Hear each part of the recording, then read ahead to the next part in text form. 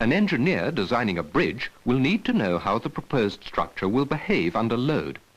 The equations describing the distribution of structural stresses are known, but they can't be directly solved for a complicated shape such as a bridge. However, the equations can be solved for very simple. The finite element method takes advantage to place the single complicated shape with an approximately equivalent network of simple elements. The overall pattern of elements is referred to as the finite element mesh, and this pattern will be unique to each new problem. The initial step is to design this mesh, and for this we must first decide what kind of elements we'll use. One-dimensional rods, or two-dimensional triangles, or quadrilaterals.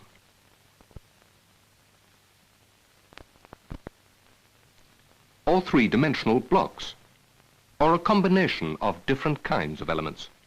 The accuracy of the calculation is going to depend on the number of elements we choose to have in the mesh. The more elements we have, the smaller each one will be, and the more accurate the results. Unfortunately, more elements also means more calculations to be done. For reasons of economy, therefore, we look for the happy medium. Just enough elements to give adequate accuracy within a reasonable computing time. In our example of the bridge, we've chosen to use elements defined by 8 points. These points are referred to as nodes. In general, we regard each node as being capable of moving both horizontally and vertically. The exception will be those points around the outside edge that we can regard as immovably fixed. These boundary conditions must be included to complete the description of the physical problem so that the solution will be uniquely defined. Finally, we must specify the elastic properties of the material and what loading we wish to apply. In this example, we've chosen a large point load at the center of the bridge. The mathematical treatment aims at deriving an equation describing the whole system. We start from a basic relationship expressing the displacement of any node as a function of the node's coordinates x and y. In this example, the elements have 8 nodes, and for each of these, we write an equation describing the displacement of the node as a function of its coordinates. This gives us 8 equations for the whole element, which together form a matrix.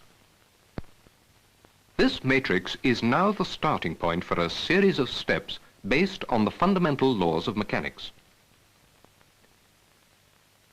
Step 1 relates displacements to stresses. From stresses we obtain strain energy, and from this we derive potential energy, and finally, from minimum potential energy, we obtain a pair of system equations for the complete element. By analogy with the equation of a simple spring, this new matrix is called the stiffness matrix for the element. Instead of a single displacement x, the matrix operates on the vector x, whose components are the displacements for the whole element. We carry out this process for every element in the mesh, so that we now have a stiffness matrix for each one. The important step now is to combine all these individual matrices into a single large matrix representing the stiffness of the whole system. Now, any two neighboring elements will have nodes in common, so values for common nodes will appear in both matrices. The matrices can therefore be combined by a simple merging technique. In practice, the process of solving the overall system equation is done concurrently with the combining of the matrices. The whole process is known as reduction. We now use a standard procedure to eliminate part of the matrix. The rows of the matrix represent a set of simultaneous equations. We solve the first equation and substitute the solution in the remaining ones, repeating until finally we're ready to add on the matrix for the next element. Eventually, when the last matrix has been added, we're left with the solution for a single node. We can now use this result rather like a key, working backwards through all the equations of the system until at last the displacement of every node is obtained. From these results, we can quickly calculate the corresponding stresses.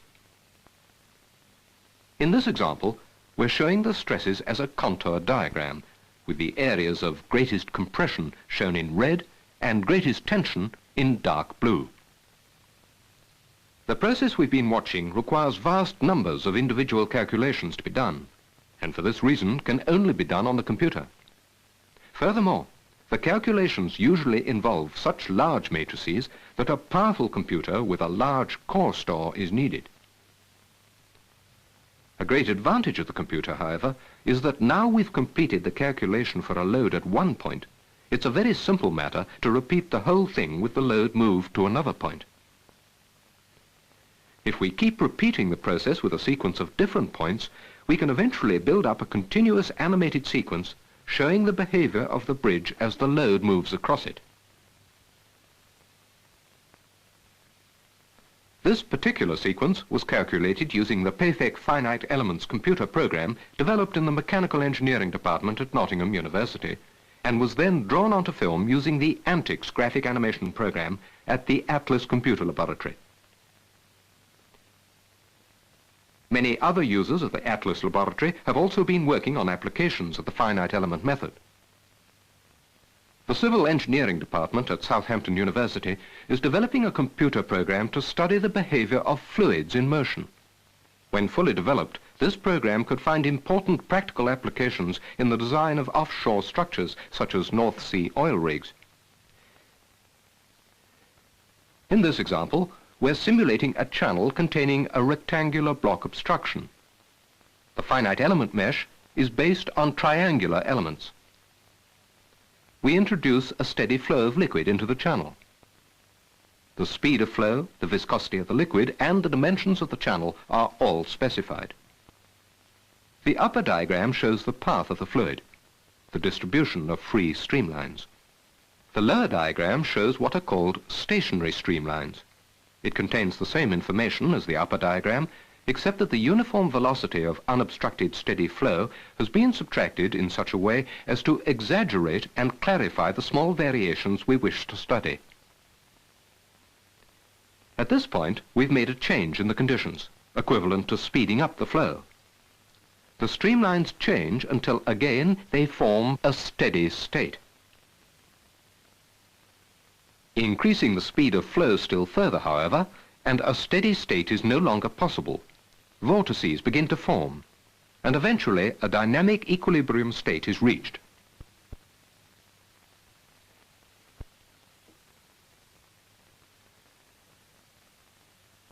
Finally, one more example, also from Southampton.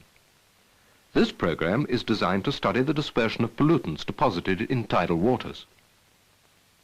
The finite element mesh here corresponds to the eastern Solent extending to Portsmouth, and the thickness of the elements corresponds to the depth of the water. We also include the rise and fall of the tide and insert a specified outfall of pollutants. The computer program then shows us clearly whether the pollutants will be carried straight out to sea or whether tidal effects will cause dangerous concentrations to build up near the beaches. Once again, from this example we could now continue. The same program may be used for any other area of water and any specified discharge of pollutants. We can investigate varying the rate of discharge and timing it to fit in with the movement of the tide. We can take into account the biological decay of the pollutant, and we can also include the background level of pollution from the rivers themselves. A major advantage of the finite element method is the ability to work with arbitrary shapes.